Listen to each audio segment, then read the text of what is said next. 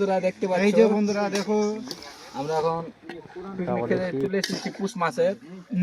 পুষ মাস পরেনি, তার আগেই আমরা চলে এসেছি, বুঝতে পারলে। আরেকবার চ্যালেঞ্জ নিবো ভেবেছিলাম, ভরসা করেছি, আশা করি আল্লাহ বাইরে কিছু চলে বাঁচিয়ে যাচ্ছে। রাখে।